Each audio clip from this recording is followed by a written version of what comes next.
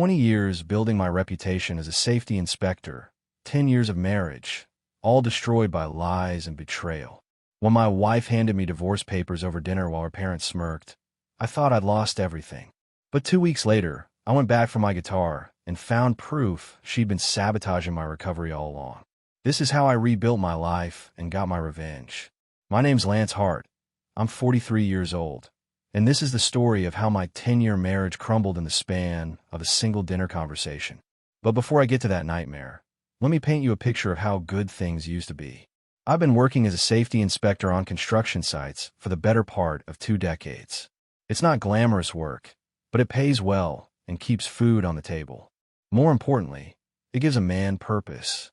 Every day, I'm out there making sure workers get home safe to their families. There's honor in that kind of work, the kind that keeps America running. When I first met Brenna at a barbecue thrown by my buddy Rick, she seemed like everything I was looking for. Beautiful blonde hair that caught the sunlight just right, a smile that could light up a room, and she actually listened when I talked about my job. Most women glaze over when you start discussing OSHA regulations, but not Brenna. She asked questions, seemed genuinely interested. We dated for 2 years before I popped the question. I did it right too. Took her to that fancy restaurant downtown, got down on one knee with my grandmother's ring. The whole 9 yards. She said yes with tears in her eyes, and I felt like the luckiest man alive. The early years of our marriage were everything I'd hoped for. Brenna quit her job at the dental office after we got hitched. Said she wanted to focus on making our house a home. I was fine with that arrangement. Hell, I was proud of it. What kind of man can't provide for his wife? My father always told me a real man takes care of his family, and that's exactly what I intended to do. Our daughter Amber came along during our 2nd year of marriage. That little girl was the light of my life from day one. Brenna was a natural mother, and seeing her with our baby made me fall in love with her all over again. We had everything, a nice house in a good neighborhood, steady income, and a beautiful family. For 7 years, life was pretty darn good. I worked hard, brought home a solid paycheck, and Brenna managed the household. Amber grew from a sweet baby into a smart, funny kid who could wrap me around her little finger with just one smile. We took family vacations, went to Amber's school events together, and I genuinely believed we were living the American dream.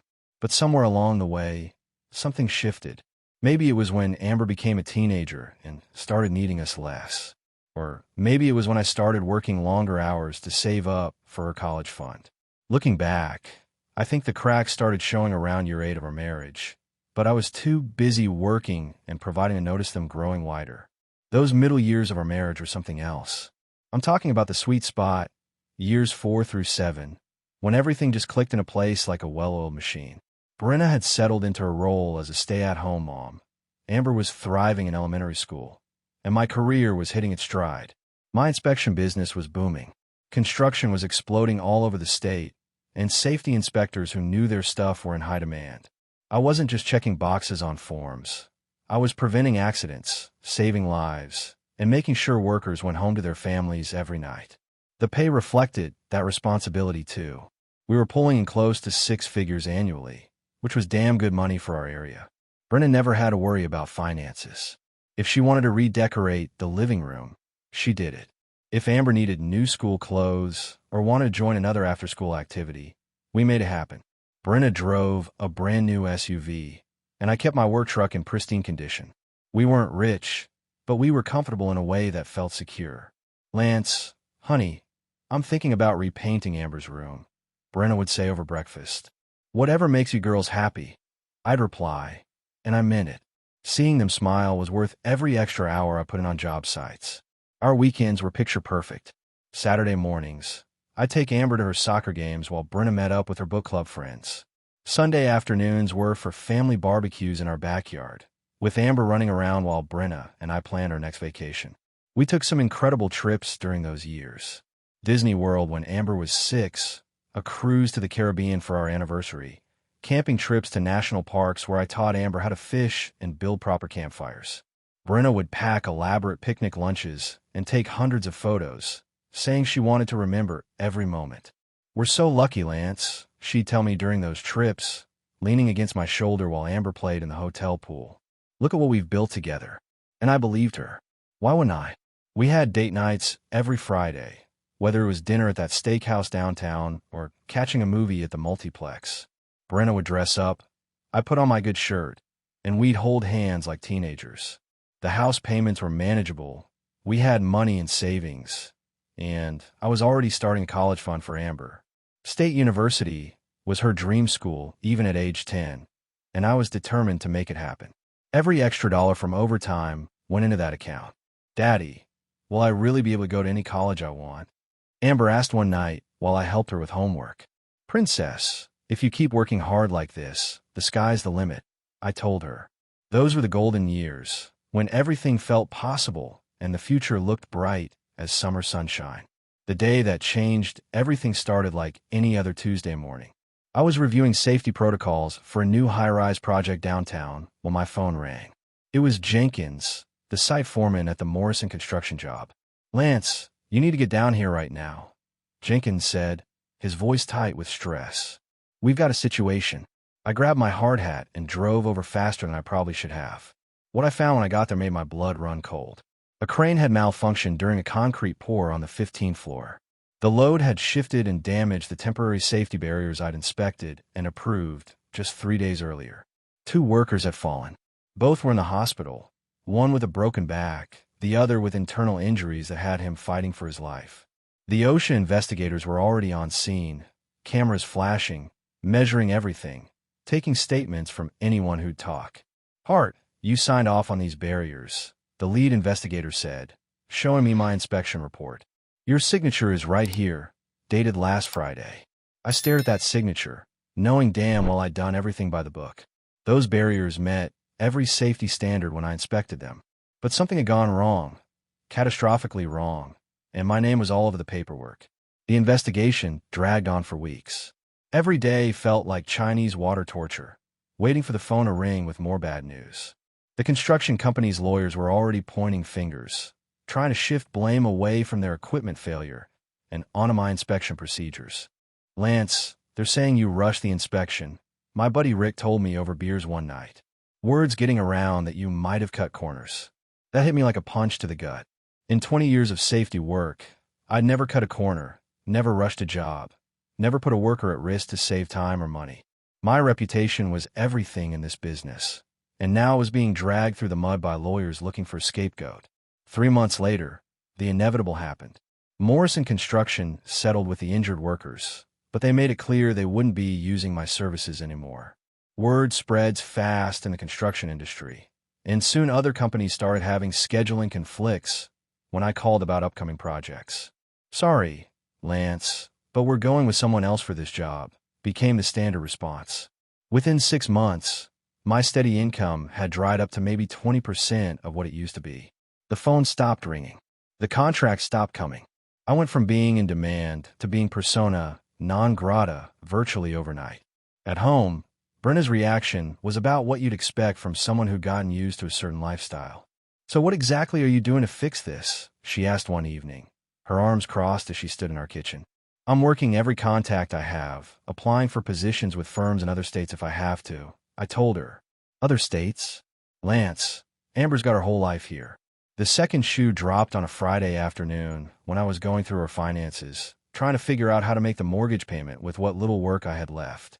I called Marcus Webb, the financial advisor I've been working with for 8 years, to discuss pulling money from our investment accounts.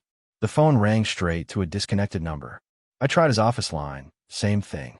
Confused, I drove downtown to his office building, only to find an empty suite with a for lease sign in the window. My hand was shaking as I called the investment firm's main number. After getting transferred 3 times, I finally reached someone who could give me answers I didn't want to hear. Mr. Hart, I'm afraid Mr. Webb is no longer with the company. There are some irregularities with several client accounts that we're investigating, the woman said in that careful tone people use when they're about to ruin your life. What kind of irregularities?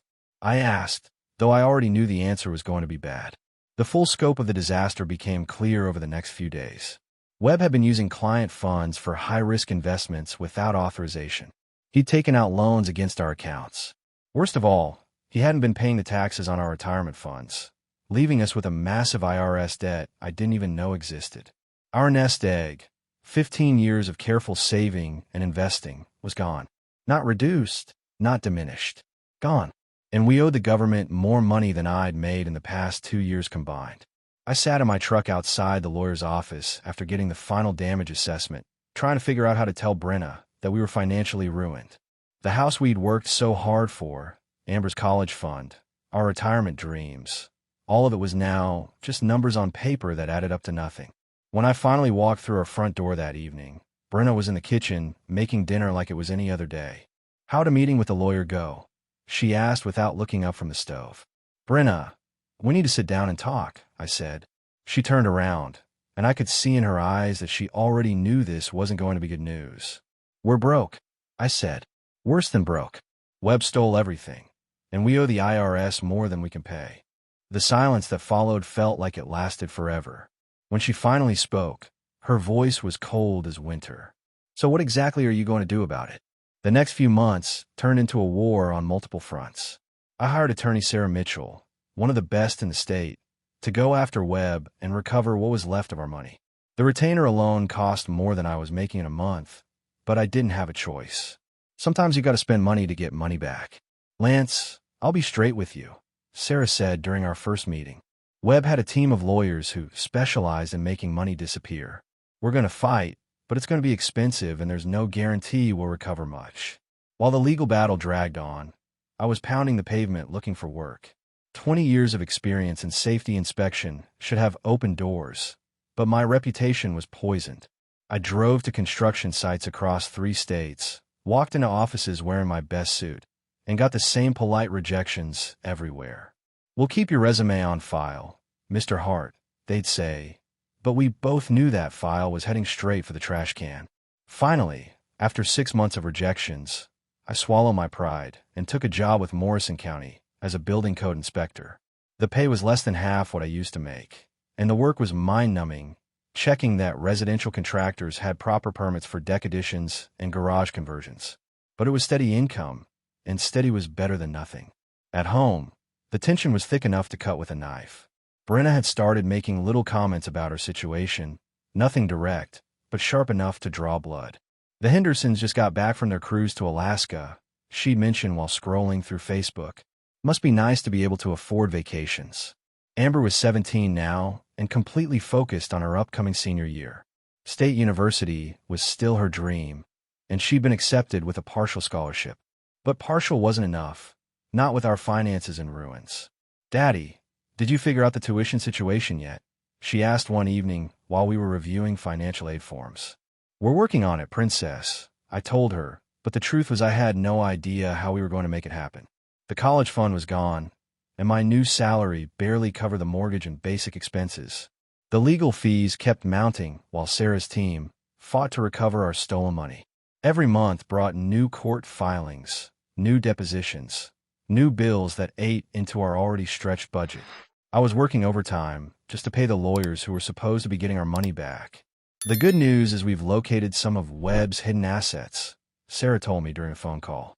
"The bad news is there are 17 other clients ahead of you in line to recover funds." By the time spring rolled around, we were drowning. The mortgage on our house was eating up 70% of my take-home pay, and that was before we factored in utilities, groceries, and Amber's school expenses. I was robbing Peter to pay Paul every month, and sooner or later the whole house of cards was going to collapse. The foreclosure notice arrived on a Tuesday. I found it wedged between the storm door and the front door when I got home from work, like some kind of cruel surprise. 90 days to bring the mortgage current or lose the house we called home for 8 years. I sat down at the kitchen table with a calculator and our bank statements, running the numbers one more time, even though I already knew what they'd tell me. There was no way to catch up on the missed payments, not with my current income. We were going to lose everything. "Brenna, we need to talk," I said when she came home for grocery shopping. I showed her the foreclosure notice and laid out our financial reality in black and white.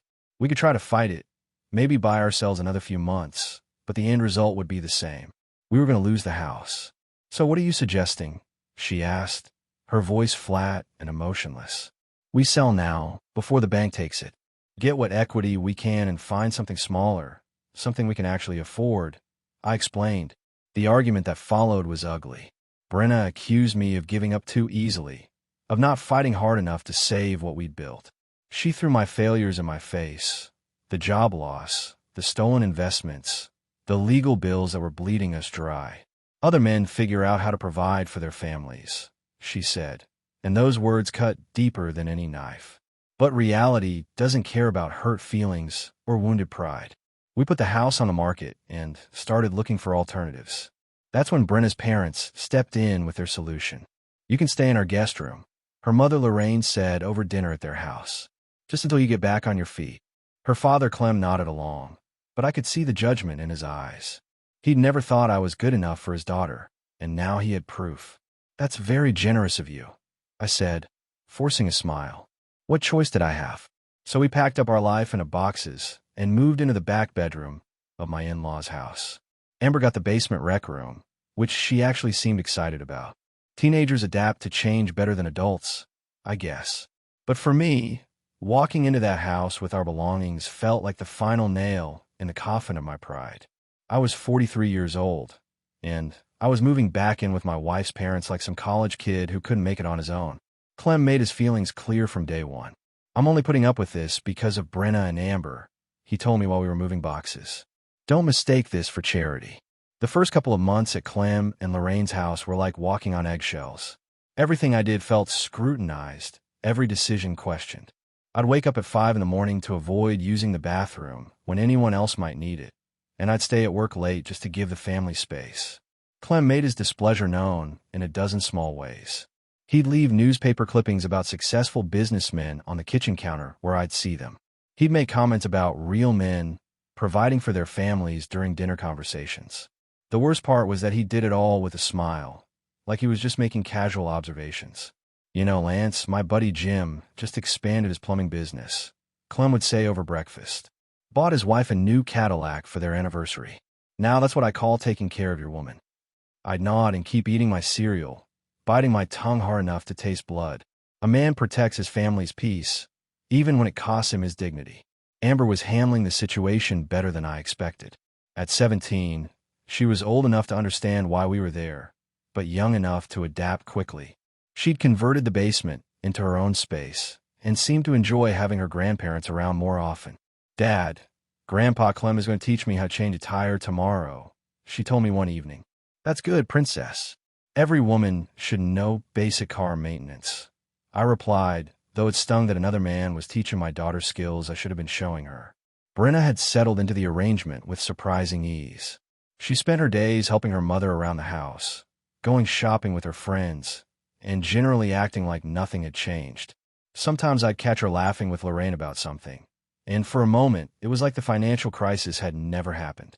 But the tension between us was growing stronger every day. We'd gone from being partners to being strangers sharing a bedroom.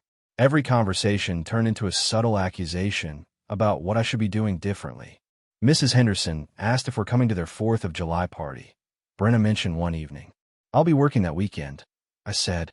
"Of course you will," she replied with that tone that said everything she wasn't saying out loud. The worst part was feeling like a guest in someone else's home while my family was settling in like they belonged there. I'd come home from a long day of inspecting residential additions to find Clem holding court at the dinner table, telling stories about his glory days in the military, while Amber hung on every word. "Your grandfather was telling us about his time in Vietnam," Brenna would say, like I was interrupting some important family bonding time. I started taking longer routes home from work, sometimes stopping at a diner for coffee just to delay walking through that front door. A man shouldn't dread coming home to his family, but that's exactly what was happening. 8 months into living at the Rutherfords, I thought I'd found some semblance of stability.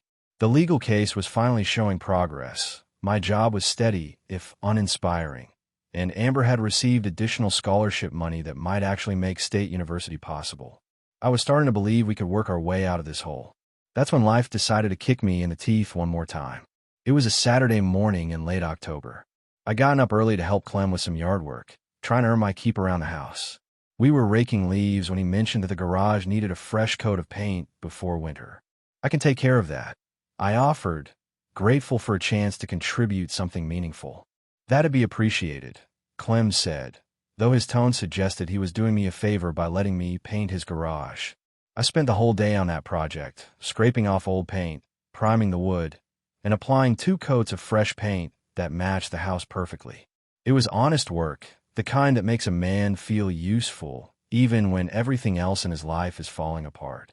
By evening, I was tired but satisfied. I cleaned up my brushes, put away the paint supplies, and headed inside for dinner.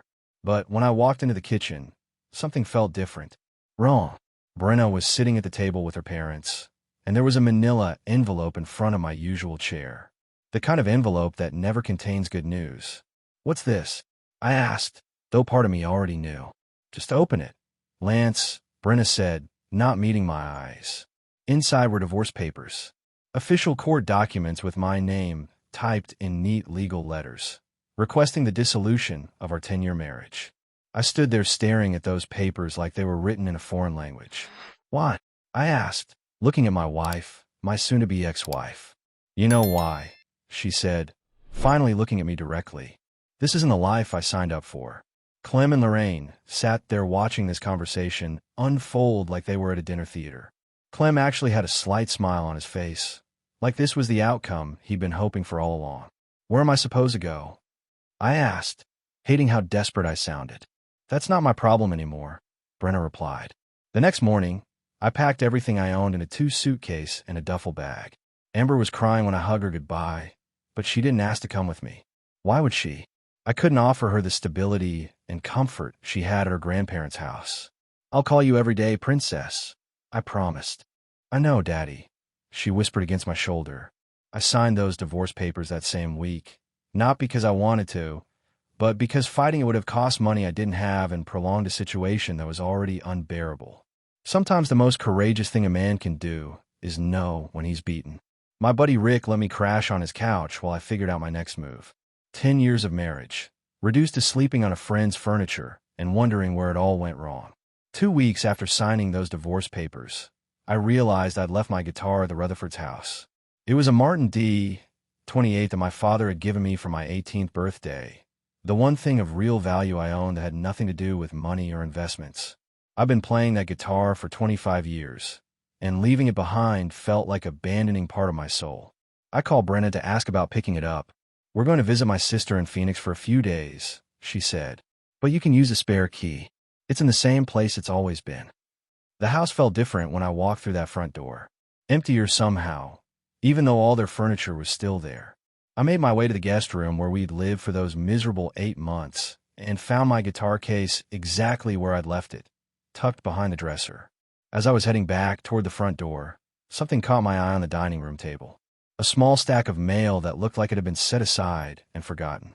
Most of it was junk, but one envelope had my full name printed in bold letters across the front. I almost walked past it. Almost. But something about that envelope nagged at me, so I stopped and picked it up. The return address was from a law firm I'd never heard of, Blackstone, Martinez and Associates. Inside was a letter dated 3 weeks earlier. The envelope had already been opened and resealed with clear tape. 3 weeks. Right around the time Brenna had served me with divorce papers. The letter was brief and to the point. Blackstone, Martinez and Associates represented the estate of Marcus Webb, and they were prepared to offer a settlement agreement to resolve outstanding claims related to his investment fraud. They wanted to discuss terms for recovering a substantial portion of the stolen funds. I read that letter 3 times before it sank in. Webb was dead. The letter mentioned his estate, and there was money available for recovery. Money that could have changed everything if I'd known about it 3 weeks ago. My hands were shaking as I took a photo of the letter and immediately called attorney Sarah Mitchell.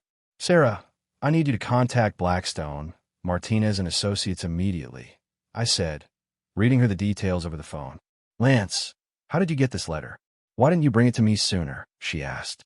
"Because I never saw it until today. It was hidden in my ex-wife's house." The silence on the other end of the line told me everything I needed to know. Brenna had seen this letter. She'd known there was a chance for financial recovery, and she'd hidden it from me while she filed for divorce. "I'll call them first thing Monday morning," Sarah said. "This changes everything." Over the next month, Sarah worked with Blackstone's firm to negotiate a settlement. Webb had apparently kept detailed records of his theft, and his estate was being liquidated to pay back victims. The settlement wasn't everything we'd lost, but it was enough. More than enough. When the final paperwork was signed, I was looking at a check for $850,000. Everything I'd worked for, everything I thought was gone forever, was suddenly back within reach. But the money came with a bitter taste. Brenna had known. She'd hidden that letter and divorced me while there was still hope for recovery. With the settlement money in hand, I had choices again. Real choices, not just survival decisions. The first thing I did was find a decent apartment across town, something with 2 bedrooms, so Amber could visit on weekends. The second thing I did was start my own safety consulting firm. Heart Safety Solutions opened its doors 12 months after that settlement check cleared, leveraging my 20 years of industry experience and connections. I wasn't going back to work for someone else, wasn't going to let my reputation be held hostage by corporate politics ever again. Independent consultants with my experience were in high demand, and word spread quickly that I was back in business. The work was challenging and rewarding in ways my old job had never been. Instead of just checking boxes on inspection forms, I was designing comprehensive safety programs for major construction projects. My clients appreciated having someone who understood both the regulations and the real-world challenges of keeping workers safe. Amber and I rebuilt our relationship slowly. She was a freshman at State University now. I'd paid her tuition in full the day my settlement cleared, and she came home for holidays and summer breaks. The resentment she'd carried during those difficult months gradually faded as she saw me reclaim my life. "I'm proud of you, Dad," she told me during Christmas break. "You didn't let them break you. A man gets knocked down, princess. But he always gets back up," I replied. I bought a small house on the outskirts of town. Nothing fancy, but mind-free and clear. The best part was the workshop in the basement where I could play my guitar without disturbing anyone. Music had become my therapy, a way to process everything I'd been through. Brenna tried to reconcile when she learned about the settlement. She showed up at my office one afternoon with tears in her eyes and apologies on her lips. "Lance, I made a terrible mistake," she said. "I was scared and hurt, and I wasn't thinking clearly. You hid that letter from me," I said simply. "You chose to destroy our marriage rather than fight for it. I know, and I'm sorry. Can't we try again?" I looked at this woman I'd loved for 10 years, this woman who'd abandoned me when I needed her most, and felt nothing but pity. "No, Brenna, we can't." She remarried within 18 months, a divorce attorney named Peterson who'd handled her case. I heard through mutual friends that Peterson wasn't quite the provider she'd hoped for, but that wasn't my concern anymore. These days, I work with purpose, I provide for my daughter's future, and I sleep soundly knowing that everything I have, I earned through my own efforts. The betrayal taught me something valuable about character, both other people's and my own. Some men get bitter when life kicks them around. Others get stronger. I chose strength, and that choice made all the difference.